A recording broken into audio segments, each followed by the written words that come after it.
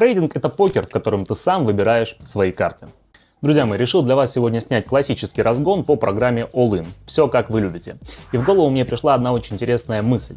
Трейдинг и покер — это же похожие вещи. Я думаю, что они во многом могут рассказать друг о друге или даже чем-то дополнить. Одним словом, сравнение будет интересным, как мне кажется. Плюс к этому я поторгую сегодня по новой торговой стратегии и расскажу вам ее суть. Покажу настройки индикаторов и как ее использую именно я. В трейдинге, кстати, тоже есть свои козыри, и если вы хотите их узнать, то обязательно смотрите видео до конца, и вы получите практически беспроигрышную торговую стратегию. Итак, друзья, коллеги-трейдеры, для начала вникнем в нашу торговую систему. У нас два индикатора. Первый — полосы Боллинджера, второй — Эвисом осциллятор. Он дает нам вот такие чудесные сигналы. Зеленые столбцы означают рост, фаза роста, мы торгуем лонг, и красная зона — стадия падения, торгуем шорт. Это основа принятия решения нами сегодня. Обратите внимание, как наглядно совпадают данные индикатора с движением цены на графике. Одно удовольствие смотреть. Вот еще один наглядный пример, который показывает нам также своевременный сигнал в лонг. Удобно, эффективно, наглядно, просто. Это еще не вся наша система.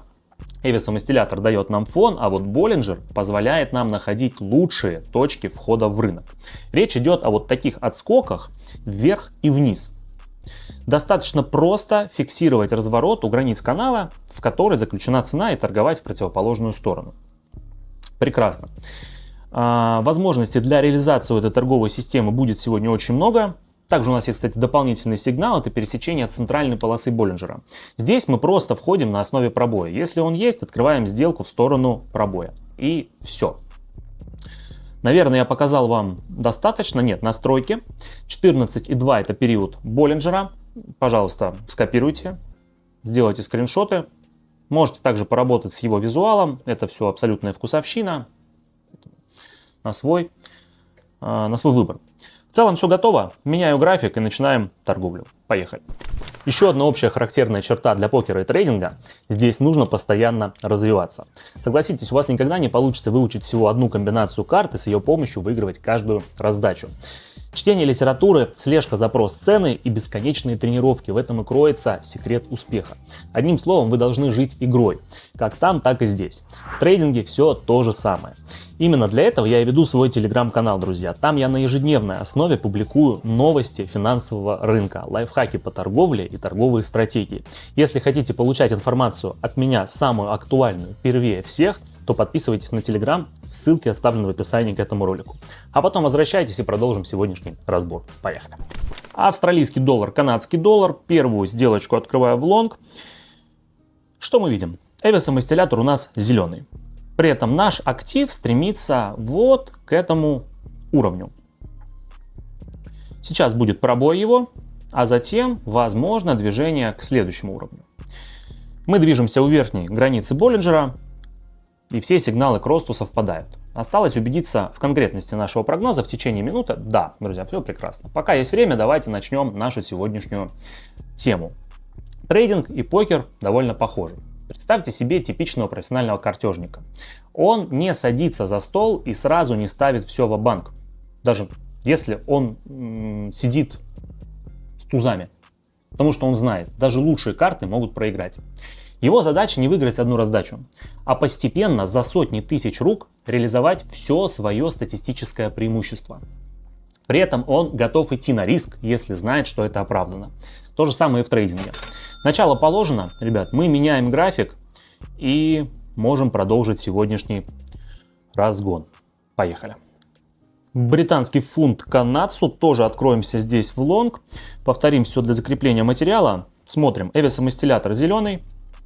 При этом прошла зеленая свеча. Думаю, что вот эта красненькая сейчас у нас полностью поглотится в сторону следующего уровня сопротивления. Ладно, ждем. Почти минута. Это все в нашу пользу. Настоящие трейдеры умеют ждать, правильно? И это также имеет общие черты с картами. В покере на бирже главный враг не рынок, не другие участники, а ты сам. Твоя жадность, которая не дает тебе вовремя зафиксировать прибыль. Твой страх, который заставляет тебя продавать актив при первом же каком-то сомнении. Упрямство, которое заставляет дождаться возврата, когда рынок идет не туда. И трейдеры, и игроки в покер, они должны иметь железные нервы. Играя с плохими картами или открываясь в лонг на красной свече, без этого успеха не видать. Я тем временем снова фиксирую прибыль, планирую сменить график. Давайте это сделаем. Друзья, опять лонг, повторим это. Давайте разберем до конца все, чтобы вы поняли. Эвис осциллятор указывает на рост, при этом прямо сейчас пробивается вот этот уровень по линиям Боллинджера. Супер. Можно ждать. Буквально та же ситуация. И это нормально. Ведь мы торгуем по системе. Системность, кстати, это еще одна общая черта покера и трейдинга. Успех основан на следовании общим правилам и своей стратегии вопреки эмоциям. И в покере, и в трейдинге малейшее отклонение от плана ведет нас к убыткам. Хотите играть в карты, но если у вас нет четкого плана, ваши партнеры по столу будут в восторге. Просто подарите им свой банк. Также и в трейдинге. Тут всегда рады новичкам, но прежде всего как донорам, чьи деньги заберут матерые акулы с Уолл-стрит. Единственное решение — это система, без которой делать здесь попросту нечего. Позади еще одна легчайшая сделка в мою копилочку падает. Мы увеличиваем баланс ва-банк и продолжаем на другом графике. А вот момент, который обещает нам очень многое. Конечно же, в сделке в лонг восходящая тенденция по Эвис осциллятор, общий рост. От Боллинджера отскока пока что нет, поэтому торгуем бычку. Здесь все как нельзя просто.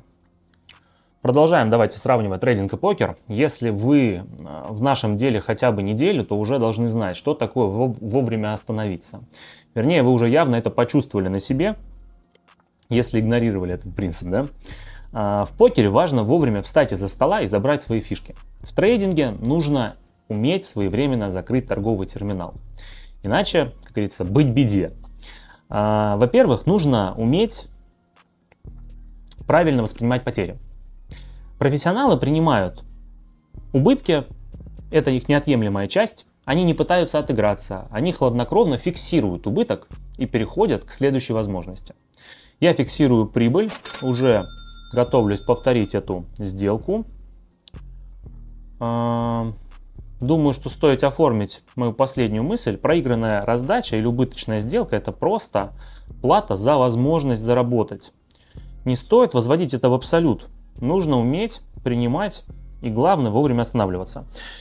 Новая сделка, также лонг. У нас здесь пока нет красных свечек, хотя актуальная уже начала нас немного подводить. Как я уже сказал, трейдеры умеют ждать, друзья. Поэтому мы вернемся к ожиданию. А вот, кстати, уже слегка притянуто за уши. Кстати, в покере обман, игра, лицедейство и манипуляции — это сердце игры. В трейдинге также много подобных вещей. Речь идет о ловушках, быках и медведей. Манипуляциях, котировках, о сквизах цены, захвата ликвидности. Все это коварные уловки, которые нам устраивают агрессивные участники рынка. Тем, кто блефует в трейдинге, важно, чтобы ты либо поспешно вышел из позиции, либо зашел тогда, когда это делать не нужно. Вот только для такого обмана используется сам рынок и движение цены. В покере все немного иначе. Твой оппонент перед тобой, ты видишь его лицо и пытаешься прочесть его намерения. Он может блефовать, но только для того, чтобы ты сделал фолд, да? Отказался от борьбы в раздаче. Еще одна сделочка. Сейчас мы будем менять направление сделок. Дождались сигнала на понижение, видимо отскок от Боллинджера. У меня уже 165 баксов есть. Поехали. Отскок теперь сформирован, так как есть красная свеча после касания границы канала. При этом Эвис осциллятор уже тоже красный. А значит, мы фиксируем генеральную смену тренда. И ждем ее реализации.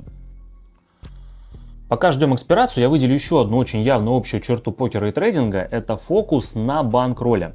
То есть на совокупной сумме доступных средств на вашем банке, другими словами. Садясь за картежный стол, вы знаете максимальный размер своих денег, которые можете потерять в одной раздаче. Ваш стек.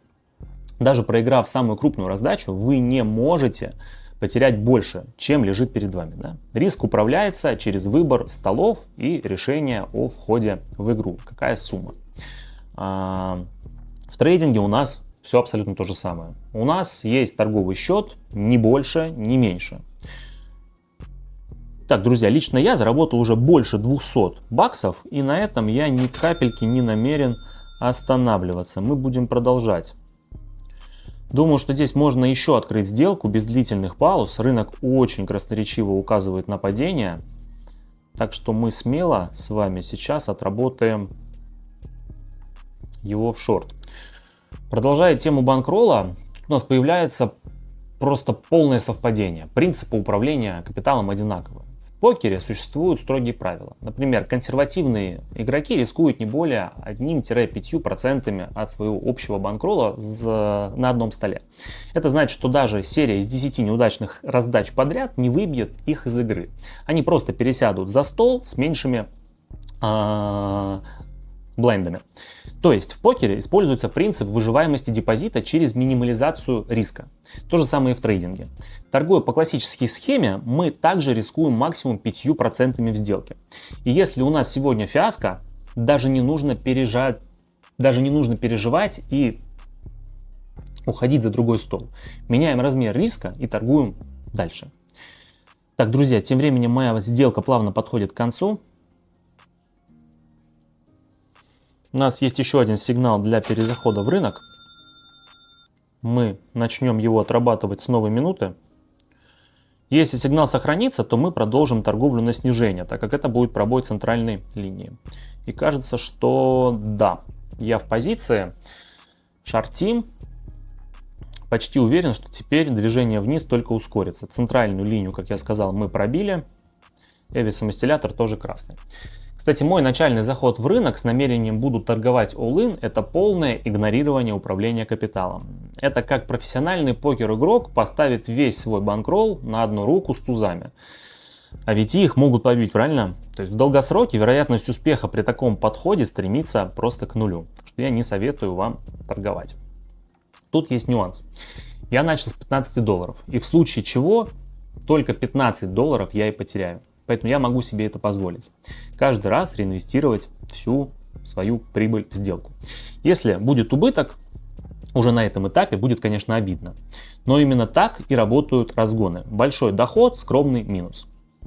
Ну и, естественно, вам, как новичкам, нужно торговать по золотому правилу. 5% от своего баланса, не больше. 605 долларов, друзья, очередная сделка в плюс, бомба. Мы навели на этом графике суету. Кстати, можно выявить первое кардинальное отличие трейдинга от покера. В покере у нас не будет поиска отличной ситуации, в которой заморозятся правила игры. Отвлекут на вход. У нас тут сделка. Так вот, друзья, у гриндера на руках будут то сильные карты, то слабые. За столом будут разные люди, разные ставки. Каждая раздача в покере это скорее рандом с едиными принципами. А в трейдинге все не так. В нашем ремесле есть логика и анализ изначально. При этом мы можем находить определенные структуры и торговать только по ним. Как здесь и сейчас я уже долго сижу на одном и том же графике и просто стригу бабло. Правильно? Именно это я имел в виду в начале, когда сказал, что трейдинг это покер, в котором ты выбираешь карты.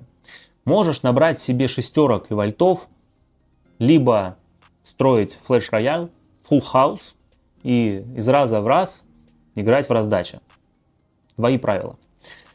Поиск нужных тебе карт – это и есть технический анализ и фундаментальный анализ. То, что в покере отсутствует и быть не может. Конечно же, в этой ситуации игра становится хуже торговли. Так, друзья, очередная плюсовая сделка, бомба. Чисто из принципа я хочу показать вам силу этого тренда, поэтому продолжу торговать на этом графике. Если тенденция есть, то упускать ее не стоит. Здесь у нас ярчайший пример разворота вниз. Индикаторы показывают явные сигналы. Я снова вхожу в короткую позицию. Давайте подметим еще одно ключевое значение, которое появилось у нас. Роль удачи. В покере везение значит многое, согласитесь. В конечном итоге твои карты в руках зависят только от случайности. А вот как ты распорядишься ими, это уже твой навык и опыт. Впрочем, тут стоит отметить ситуацию, когда просто не везет, и сделать с этим ничего не получится в таком случае. В трейдинге есть иной принцип, подход. Удача также, конечно, присутствует, но полагаться на нее ни в коем случае нельзя. Фортуна в торговле – это, скорее всего, медвежья услуга. Лучше вообще отказаться от этого термина, не верить в свою удачу и ожидать, что каждая следующая сделка закроется в минус. Тогда подключается уже что-то более стоящее, логика, хладнокровный анализ и выбор лучших ситуаций, которые только можно себе позволить. У тебя не несколько карт в руке, перед тобой весь финансовый рынок, понимаете? Очередное торжество у меня на графике. Надеюсь, вам нравится происходящее, особенно когда вы видите такое. Согласитесь, да? Такое вряд ли получится с первого раза. И это моя далеко не первая попытка. В трейдинге нужен только анализ и правильный выбор момента для сделки. Люди тебя не ждут, заходи в игру тогда, когда считаешь нужным. Это тоже, кстати, что касается отличий. Ты играешь против всех, отлично, значит, у тебя всегда найдется какой-то партнер. Здесь ты не играешь против всех, здесь ты играешь против себя. Ты не ограничен одним столом, где сидят, там, допустим, 3 сильных типа, которые тебя стригут. В глобальном рынке всегда есть движение, всегда есть возможность, всегда есть куда пойти. Ты не зависишь от того, от этого. Рынок огробен, и в нем всегда кто-то ошибается, создавая возможность лично для тебя. Если кто-то еще не понимает, как строятся рынки, напишите в комментариях, я объясню. Именно поэтому я бесконечно далек от мира покера. Как развлечение можно, но это все азарт. Друзья, еще одна прибыль, и она фиксируется мной. Прекрасно. Кажется, снижение уже медленно останавливается, но у меня есть чувство, что еще пару хороших сделок мы здесь с вами сможем выловить. Выжмем максимум из этой ситуации. Это как раз тот момент, которого в покере просто быть не может. Хотя, может быть, определенные картежники меня поправят. Пишите в комментариях под видео, если вы жесткий игрок, обсудим ваши доводы по этому поводу. Я тем временем снова буду открывать шорт. И сейчас дам вам еще один аргумент за трейдинг. Тут нет потолка и дистанции. Ты не должен ездить по турнирам, жить в отелях, тратить силы на перелеты. Твой офис — это любое место с ноутбуком, где тебе комфортно. Твой доход не привязан к количеству часов, которые ты сможешь провести за столом. Понимаете, да? Правильно выстроенная торговая система может работать и приносить деньги практически на автопилоте. Или буквально на автопилоте, пока ты спишь. Пока ты летишь на море, читаешь книгу. Ты торгуешь не своим временем, а своими знаниями, своей дисциплиной, своим опытом, в конце концов. В конечном итоге ты сам себе босс. Ты сам себе аналитик, сам себе риск-менеджер, ты не зависишь от команды, от турнира, от дилера, от сдачи карт. Ты можешь принять решение и нести за него полную ответственность. Весь профит только твой, весь убыток тоже только твой. Ребята, ну это космос просто. 3400 у нас есть. Надо сделать итоговый результат. Максималка 3000. Так, окей.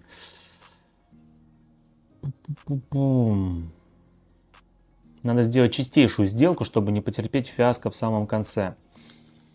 Откроюсь на новой минуте. Поехали. Так вот, вывод по теме. И в покере, и в трейдинге мы зарабатываем за счет риска. Вернее, за счет готовности. Как раз таки этот риск на себя брать. Тут важны примерно одни и те же качества, но правила и нюансы возводят в глав разные вещи. В покере часть успеха — это блеф, умение скрывать эмоции. Также важно контролировать свой баланс. В трейдинге блефовать абсолютно бесполезно. Рынку вообще все равно. Улыбаешься, ты плачешь, пофигу. Здесь вся игра проходит у тебя в голове. Это битва с двумя гигантами. И как бы то ни было, победитель только один. Поэтому нужно победить не кого-то другого, а только самого себя. Это максимально честная и прозрачная схема работы, где весь результат на 100% является следствием твоих действий. Нет никаких случайностей в раздаче, поэтому покер — это азарт, а трейдинг — это честный труд с балансом в $5023, друзья. Пора останавливаться и подводить итоги. Ну что, друзья мои, делаем вывод, что профессиональный картежник, возможно, будет иметь какие-то перспективы в сфере трейдинга, а хороший профессиональный трейдер сможет заработать и на покере. Хотя для меня покер это скорее азартная игра, а трейдинг это стабильность и способ заработка. Если вам понравился этот видос, обязательно ставьте лайки, подписывайтесь на мой канал. Я буду очень вам благодарен. До встречи в моих новых видео. Всем пока!